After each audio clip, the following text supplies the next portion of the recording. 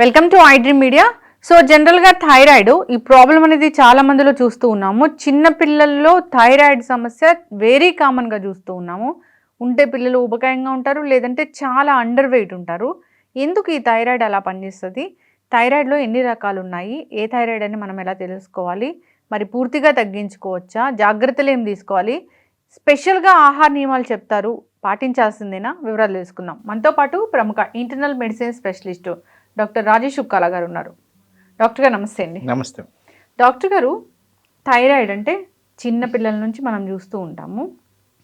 Thyroid అంటే ఇక్కడ బాగా పెద్దగా కనిపిస్తే థైరాయిడా, ఊబకాయంగా ఉంటే థైరాయిడా, సన్నగా ఉంటే థైరాయిడా? అసలు థైరాయిడ్ ఎలా ఉంటుంది, లక్షణాలు ఏంటి? సో యూజువలీ ఇప్పుడున్న మెడికల్ ప్రాబ్లమ్స్లో లైఫ్ స్టైల్ డిజీజెస్ కింద ఎక్కువగా మేము మాట్లాడుతూ ఉంటాం. థైరాయిడ్ కూడా one of the life style diseases. అయితే మీరు అన్నప్పుడు ఎలా తెలుసుకోవాలి, ఎప్పుడు తెలుసుకోవాలి, ఎలా లక్షణాలు అన్నప్పుడు రిస్క్ ఫ్యాక్టర్స్ అంటే ఎప్పుడు చెప్తుంటాను, ఓవర్ వెయిట్ ఉన్నప్పుడు లైఫ్ స్టైల్ డిజీజ్ అనేది ప్రాబ్లం అవుతుంది. దాంతోపాటు మన డైలీ లివింగ్ ప్యాటర్న్స్ అబ్నార్మల్గా ఉన్నాయనుకోండి, మనమైతే ఎలా చేయాలో దానికి విరుద్ధంగా చేస్తున్నాం అనుకోండి, risk of life style diseases పెరుగుతాయి. సో ఇవి మనం మనసులో పెట్టుకోవాలి. ఒక లైఫ్ స్టైల్ డిజీజ్ వచ్చినప్పుడు రెండో లైఫ్ స్టైల్ డిజీజ్ రావడానికి ఛాన్సెస్ ఎక్కువగా ఉంటాయి. వాటిల్లో థైరాయిడ్ అండ్ డయాబెటీస్ చాలా మటుకు కనెక్టెడ్ ఉంటుంది. థైరాయిడ్ అండ్ హై కొలెస్ట్రాల్ చాలా మటుకు కనెక్టెడ్ ఉంటుంది. థైరాయిడ్ డిజీజ్ ఊబకాయం కనెక్టెడ్ ఉంటుంది. సో వీటిలన్నిటినీ మనము గమనించుకొని థైరాయిడ్ గురించి ఆలోచన చేయాల్సిన అవసరం ఉంది. ఒక లావుగుంటేనో, మెడ మీద వాపు ఉంటేనో, లేకపోతే ఇంకో లక్షణం ఉంటేనో థైరాయిడ్ అన్నం కాకుండా దాన్ని నిర్ధారించడం అనేది ఇంపార్టెంట్. సో దానికి సంబంధించిన టెస్ట్లు అనేవి చేసుకోవాల్సిన అవసరం ఉంది. ఎక్కడైతే రిస్క్ ఫ్యాక్టర్స్ ఉంటాయో అక్కడ మనం ఒక స్టెప్ ముందే ఉండొచ్చు. సో నేను ఎప్పుడు చెప్తుంటాను, ఒక yearly scanning whole of the body check చేసుకున్నట్టు చేసుకోండి. ఆ టైంలో ఒకసారి థైరాయిడ్ చెక్ చేసుకొని ఇనీషియల్గా ఏదన్నా మార్పులు ఉంటే దాని మీద ఇంకా క్లోజ్ మానిటరింగ్ ఎక్స్పర్ట్ అడ్వైస్ ద్వారా చేసుకుంటే థైరాయిడ్ని మనము బిగినింగ్లోనే స్టాప్ చేయొచ్చు. థైరాయిడ్తో ఉన్న మేజర్ ఇష్యూ ఏంటంటే అది సైలెంట్గా పని కానిచ్చేస్తుంది. మనకి తెలిసే లోపడే కాస్త స్ప్రెడ్ అయిపోయి వేరే అవయాల మీద ఇంపాక్ట్ చూపించడం ఇలాంటివి జరుగుద్ది. కాబట్టి థైరాయిడ్ ఎక్కువ కాకముందే దాన్ని డిటెక్ట్ చేయడం అనేది ఇంపార్టెంట్. మరి థైరాయిడ్ లక్షణాల గురించి మాట్లాడుతున్నప్పుడు ఆల్మోస్ట్ ప్రతి కణం మీద థైరాయిడ్ ఎఫెక్ట్ అనేది చూపిస్తూ ఉంటుంది. హెయిర్ ఎఫెక్ట్ అవుద్ది, బ్రెయిన్ ఎఫెక్ట్ అవుద్ది, హార్ట్ ఎఫెక్ట్ అవుద్ది, చర్మం ఎఫెక్ట్ అవుద్ది, గోళ్ళు ఎఫెక్ట్ అవుతాయి, డైజెస్టివ్ సిస్టమ్ ఎఫెక్ట్ అవుతుంది. సో ఇలా చెప్పుకుంటూ పోతే ఆల్మోస్ట్ ప్రతి అవయం మీద థైరాయిడ్ మూలాన ఏదో ఒక విధమైన ఎఫెక్ట్ అనేది మనకి కనిపిస్తూ ఉంటుంది. కాబట్టి దాన్ని ఎర్లీ డిటెక్ట్ చేయడం అనేది కూడా చాలా ఇంపార్టెంట్. ఎర్లీ డిటెక్షన్ అంటే లక్షణాలు ఏం కనపడలేదు డాక్టర్ గారు. ఇప్పుడు చిన్నపిల్లలే ఉన్నారు, ఒక 10 ఏళ్ళు బాబే ఉన్నాడు అనుకోండి, అతనికి బ్లడ్ టెస్ట్ చేయించాల్సిందేనా? రిస్క్ ఫ్యాక్టర్స్ అందుకోసం నేను చెప్పాను ఉంటే ఏ విధంగా రిస్క్ ఫ్యాక్టర్స్ ఉన్నాయి, దీనికి సంబంధించి మనం ఏం ఆలోచించాలి. దీంట్లో థైరాయిడ్ ఒక క్రైటీరియా. సో అది మీరు స్వతహాగా డెసిషన్ తీసుకోలేకపోయినా కానీ ఎక్స్పర్ట్ ఒపీనియన్ పీడియాట్రిషియన్ కలిస్తే ఆ చిన్న బాబుకి అవసరమైన టెస్ట్ కావాలా లేదా అనేది వాళ్ళు డిసైడ్ చేయడం జరుగుతుంది. ఇప్పుడు చిన్న ఏజ్లో వస్తుందా లేకపోతే పెద్ద ఏజ్లో వస్తుందా? అది థైరాయిడ్ ఏ ఏజ్లో అయినా వెరీ కామన్. బట్ ఈ మధ్యకాలంలో ఇన్సిడెన్స్ ఆఫ్ థైరాయిడ్ అనేది బాగా పెరిగిపోయింది. ఉమెన్లో ఎక్కువ థైరాయిడ్ చూస్తామా? ఇది వరకు విమెన్లో ఎక్కువగా ఉండేది, ఇప్పుడు సమానంగా అందరిలోనూ కనిపిస్తున్నది. విమెన్లో థైరాయిడ్ ఎందుకు ఇంపార్టెన్స్ అంటే ఇంపాక్ట్ ఎక్కువ ఉంటుంది, హెల్త్ సిస్టమ్ మీద ఇంపాక్ట్ ఎక్కువ ఉంటుంది, మెన్స్ట్రువల్ సైకిల్స్ మీద ఉంటుంది, హెయిర్ లాస్ మీద ఉంటుంది, కాస్మెటిక్ పర్పస్కి ఉంటుంది. చాలా విధాలుగా విమెన్కి కొద్దిగా ఎక్కువగా ఎఫెక్ట్ అయినట్టు నేను క్లినికల్ ప్రాక్టీస్లో గమనించాను. T3, T4, TSH ఈ టెస్ట్లో థైరాయిడ్ ఫంక్షన్ టెస్ట్, ఈ మూడు ఇయర్లీ వన్స్ అనే చేయించుకోవాలి, ఎస్ ఉన్నా లేకపోయినా. స్క్రీనింగ్. ఇప్పుడు ఎట్లయితే హోల్ బాడీ హెల్త్ చెకప్ చేసుకుంటామో ఇన్సిడెన్సెస్ ఆఫ్ థైరాయిడ్ పెరిగింది కాబట్టి ఒక్కసారైనా సంవత్సరంలో చెక్ చేసుకోవడం అనేది ముఖ్యం. డాక్టర్ గారు, చాలా మందికి బ్లడ్ టెస్ట్లో కూడా ఒక్కొక్కసారి డిటెక్ట్ కాక ఇంకా దీనికి స్కాన్ కూడా రాస్తారా? ఇనీషియల్గా ఎప్పుడైతే బ్లడ్ టెస్ట్లో అబ్నార్మాలిటీ కనిపిస్తుందో, ఎప్పుడైతే మేము ట్రీట్మెంట్ స్టార్ట్ చేయాలనుకుంటామో ఆ టైమ్స్లో జనరల్గా వేరే టెస్ట్లు, ఫర్ ఎగ్జాంపుల్ మీరు అన్నట్టు స్కాను, ఇంకా దానికి సంబంధించిన ఇంకా స్క్రూటనైజింగ్ టెస్ట్లు చేయడం అనేది జరుగుద్ది. కొన్ని చోట్ల ఈవెన్ బయాప్సీ, చిన్న పీసు థైరాయిడ్ పీస్ తీసి దాన్ని టెస్టింగ్ పంపించడం కూడా జరుగుద్ది. హైపో హైపర్ థైరాయిడ్ రెండు ఉంటాయా? ఎస్. దేంట్లో లాభ అవుతారు? ఎక్కువ మనం చూసేది ఆల్మోస్ట్ 90%లో చూసేది hypothyroidism, under active thyroid, thyroid hormone లోపము. హైపర్ థైరాయిడిజం అంటే ఓవర్ యాక్టివ్ థైరాయిడ్, థైరాయిడ్ అధికంగా ఉండడము. ఈ హైపోథైరాయిడిజంలో లావ్ అవడం ఎక్కువగా చూస్తుంటాము. మేము అయోడిన్ తీసుకుంటున్నాము, అయోడిన్ ఉన్న అయోడైజ్డ్ సాల్ట్ తీసుకుంటున్నాము, అయినా ఎందుకు మాకు థైరాయిడ్ వస్తుందంటే? సో ఈ ఐడిన్ కాన్సెప్ట్ అనేది ఇట్స్ అన్ ఓల్డ్ కాన్సెప్ట్.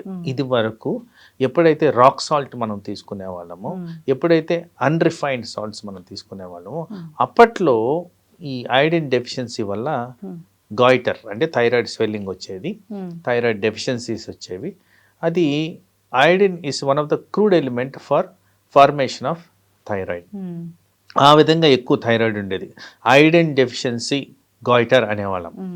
ఇప్పుడు కాలంలో almost every salt iodised salt. So iodine అధికంగా ఉన్నా కానీ స్టిల్ థైరాయిడ్ అబ్నార్మాలిటీగా ప్రజెంట్ అవ్వడానికి కారణాలు నేను చెప్పిన విధంగా associated health conditions, abnormal lifestyles, ఊబకాయము and absent of nutritious elements, trace elements, ఇలాంటివన్నీ తగ్గినందుకు థైరాయిడ్ ఎక్కువగా కనిపిస్తుంది. మేము చాలా హెల్దీగా ఉన్నాము, మంచి హెల్దీ డైట్ తీసుకుంటాం అనే వాళ్ళలో కూడా ఒక్కొక్కసారి థైరాయిడ్ కనిపిస్తుంది. So thyroid is a mechanical failure of the thyroid gland. అంటే ఆ హార్మోన్ ప్రొడక్షన్ ఆగిపోయినందుకు వచ్చేదే హైపోథైరాయిడిజం, ఆర్ హార్మోన్ ఎక్సెస్గా వచ్చినందుకు హైపర్ థైరాయిడిజం అంటాం.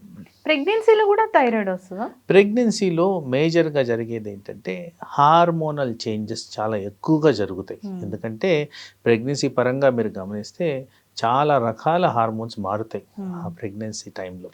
ఆ హార్మోన్స్లో ఇది కూడా ఒక మేజర్ ఇష్యూ.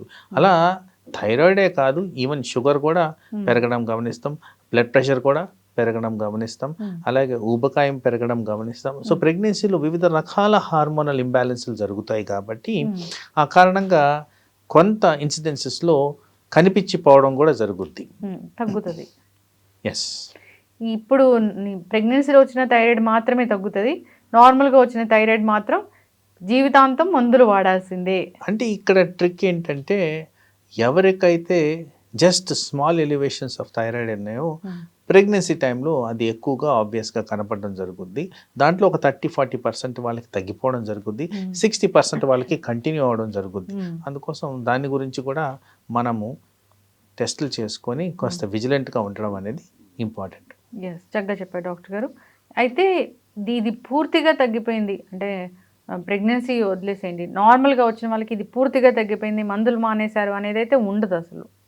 అయితే ఇక్కడ మీరు అడిగింది ఏంటంటే రివర్సిబిలిటీ ఎక్కడా అని. సో కొన్ని కండిషన్స్లో మేము మెడికల్ పరంగా ఈ థైరాయిడ్ TSH లెవెల్స్ని అక్యూట్ ఫేస్ రియాక్టెంట్స్ అంటాం.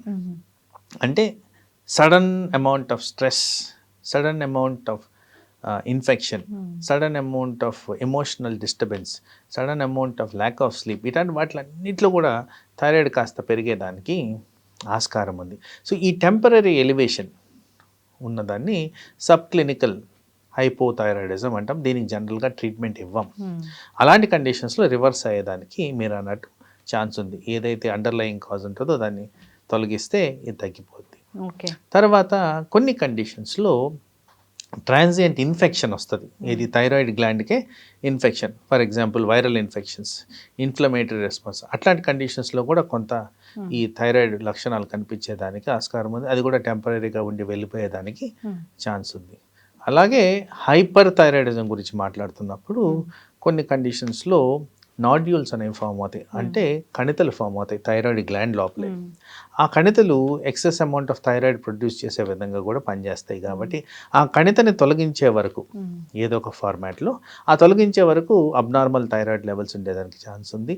వన్స్ తొలగింగానే అది నార్మల్ అయ్యేదానికి ఛాన్స్ ఉంది. అదే విషయం తీసుకుంటే థైరాయిడ్ క్యాన్సర్, దాంట్లో కూడా ఇదే ప్రక్రియ జరిగేదానికి ఆస్కారం. ఎస్ కొన్ని కండిషన్స్లో ఇలా టెంపరీగా కనిపించిపోవడం అనేది జరుగుద్ది. సాధారణంగా మనం అందరం గమనించేది, ఎక్కడైతే వింటూ ఉంటామో, మేము క్లినికల్ ప్రాక్టీస్లో ఎక్కువగా చూస్తుంటామో, ఇది మాత్రం హైపోథైరాయిడిజం. ఈ hypothyroidism simply failure of the thyroid gland. అది లాంగ్ టర్మ్గా మనం మెడిసిన్స్ ఇవ్వాల్సిందే. డాక్టర్ గారు, థైరాయిడ్కి ఆ ఫుడ్కి చాలా ఎందుకు చెప్తారు అంటే పథ్యంలాగా చెప్తారు. ఈ వెజిటబుల్స్, క్యాబేజ్, క్యాలీఫ్లవర్ ఇలాంటివి అసలు తీసుకోకూడదని చెప్తారు, ఎందుకు? సో జనరల్గా ఈ థైరాయిడ్ ఫార్మేషన్లో, హార్మోన్ ఫార్మేషన్లో కొన్ని గాయిట్రోజెనిక్ సబ్స్టెన్సెస్ అనేవి నాట్ అలౌడ్. వాటిల్లో ఎక్కువ శాతం ఇలా ఈ కాలీఫ్లవర్, క్యాబేజ్, ముల్లంగి, పాలకూర, వేరుశనగ పప్పు ఇలాంటి వాటిల్లో కాస్త ఎక్కువగా ఈ గాయిట్రోజన్స్ ఉన్నట్టు కనుక్కున్నారు. సో గాయిట్రోజెనిక్ సబ్స్టెన్సెస్ ఏవైతే డైటిషియన్ ద్వారా, ఎక్స్పర్ట్స్ ద్వారా అడ్వైజ్ ఇస్తుంటామో అలాంటివి అవాయిడ్ చేస్తే మంచిది. కంప్లీట్గా జీరో చేయడం కాకుండా తక్కువ మోతాదుల్లో తీసుకోవడం వల్ల ఈ థైరాయిడ్ ప్రొడక్షన్ కానివ్వండి, థైరాయిడ్ హార్మోన్ నిలువలు ఉండడం కానివ్వండి బెటర్గా ఉంటాయని కూడా గమనించారు. కాబట్టి ఆ విధంగా ఈ మార్పులు చేసుకుంటే థైరాయిడ్ని ఈజీగా మనం అధిగమించవచ్చు. ఇప్పుడు ఉప్పు తింటే థైరాయిడ్ వస్తుందని చాలామంది ఆ వైట్ సాల్ట్ అవాయిడ్ చేసి పింక్ సాల్ట్ తీసుకుంటున్నారు. పింక్ సాల్ట్ వల్ల కూడా థైరాయిడ్ వస్తుందా డాక్టర్ గారు? ఐ థింక్ అది రాంగ్ నోషన్. ఎందుకంటే ఫోర్టిఫికేషన్ ఆఫ్ సాల్ట్ అనేది జరగాలి, అయోడైజ్డ్ సాల్ట్. సో ఎక్కడి నుంచి సాల్ట్ తీసుకొచ్చినా కానీ, అంటే pink salt most likely Himalayas నుంచి తీసుకొస్తున్నారు అనేది వాదన. మనం చేస్తున్న వైట్ సాల్ట్ మామూలుగా ఈ సాల్ట్ ప్రొడక్షన్ యూనిట్స్ నుంచి వస్తుంది. వీటి రెండిట్లో కూడా ఐరన్ శాతం ఎంత ఉందనేది అనలిటికల్గా చూసుకోవడం. పింక్ సాల్ట్లో మ్యాక్స్ తక్కువ ఉంటుంది కదా, రెండిట్లో ఆల్మోస్ట్ సమానం. వీటిలో కొంత మినరల్స్ అనేవి కొద్దిగా డిఫరెన్స్ ఉండేదానికి ఛాన్స్ ఉంది, కానీ మ్యాక్సిమం నంబర్ ఆఫ్ చేంజెస్ ఏవైతే ఉన్నాయో అవి మినరల్స్ రూపంలోనే ఈ పింక్ సాల్ట్కి వైట్ సాల్ట్కి డిఫరెన్స్. అది కూడా నాట్ క్లినికలీ సిగ్నిఫికెంట్ అని కొంత డేటా నేను చదవడం జరిగింది. సో ఎక్కువ శాతంలో అయోడైజేషన్ ఆఫ్ ద సాల్ట్ ఇంపార్టెంట్. ఆ విధంగా తీసుకుంటే ఐరన్ అనేది మనకి బాడీలో పెరిగేదానికి ఛాన్స్ ఉంది. థైరాయిడ్ ట్రీట్మెంట్ తీసుకోకపోతే ఏం జరుగుతుంది?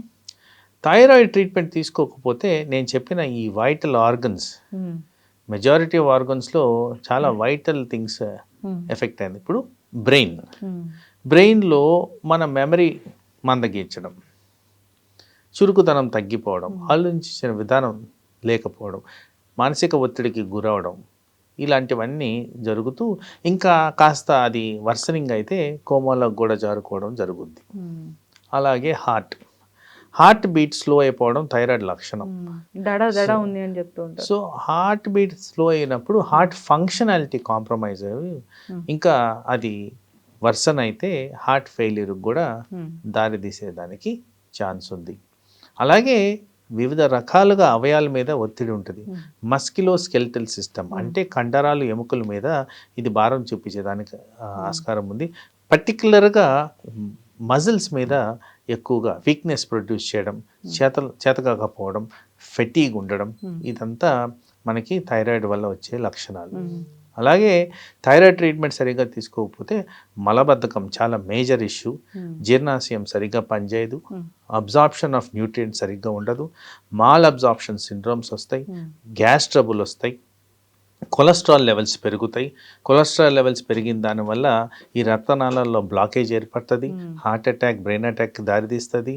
చాలా రకాలుగా మేజర్గా బాడీ మీద ఎఫెక్ట్స్ ఉంటాయి. కాబట్టి ఇక్కడ మనం అందరం గమనించుకోవాల్సింది ఏంటంటే ఇది సడన్గా కనపడడం కాదు, స్లోగా పెరుగుతూ వస్తుంది. కాబట్టి చాలా మటుకు అది తెలిసే లోపల చాలా డ్యామేజ్ జరిగేదానికి ఆస్కారం ఉంది. అందుకోసమే థైరాయిడ్ కానీ అబ్నార్మాలిటీ ఉంటే తప్పనిసరిగా టెస్టులు చేసుకోండి, తప్పనిసరిగా వాళ్ళు ఇచ్చిన అడ్వైజెస్ ఫాలో అవ్వండి, అండ్ ఫ్రీక్వెన్సీ ఆఫ్ టెస్ట్లు వాళ్ళు చెప్పిన విధంగా మానిటర్ చేసుకుంటూ దాన్ని కరెక్షన్ మోడ్లోకి తీసుకురావడం అనేది ఇంపార్టెంట్. తర్వాత చాలామందికి ఉన్న ఒక అపోహ క్లారిఫై చేయదలుచుకుంది ఏంటంటే థైరాయిడ్ ఒక్కసారి కరెక్ట్ అయిపోతే మనం మానేయొచ్చా? లేదండి, లాంగ్ టర్మ్గా మెడిసిన్ వాడాలి. డాక్టర్ చెప్పే వరకు మీరు మానద్దు. కంటిన్యూస్గా ట్యాబ్లెట్ వాడుతూనే ఉండడం నార్మల్గా జరిగే అంశం.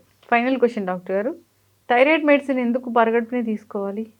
సో ఐడియల్గా థైరాయిడ్ అబ్జార్ప్షన్ బెటర్గా ఉంటుంది ఆ టైంలో తీసుకుంటే. తర్వాత థైరాయిడ్ రిక్వైర్మెంట్ ఆ టైంలో మన బాడీలీ నీడ్స్కి ఇంపార్టెంట్. సో అందుకోసం మార్నింగ్ టైం తీసుకొని అబ్జార్ప్షన్ బెటర్గా ఉండేటట్టు చేసుకుంటే ఆ థైరాయిడ్ చేసే ప్రక్రియలు ఏవైతే ఉంటాయో అవన్నీ సమంగా జరుగుతాయనే ఉద్దేశంతో అది మార్నింగ్ తీసుకోవడం అనేది ఇంపార్టెంట్. చక్కటి ఇన్ఫర్మేషన్ డాక్టర్ గారు. థైరాయిడ్ ఇయర్లీ వన్స్ చెక్ చేయించుకోవాలి. ఉంటే కనుక డాక్టర్ చెప్పిన విధంగా మందులు ఖచ్చితంగా వాడాల్సిందే. ఎప్పుడైనా వచ్చిపోయే థైరాయిడ్ ఉంటుంది, అది ప్రెగ్నెన్సీలో. కొందరికి అలాగే ఉండొచ్చు, కొందరికి వెళ్ళిపోవచ్చు.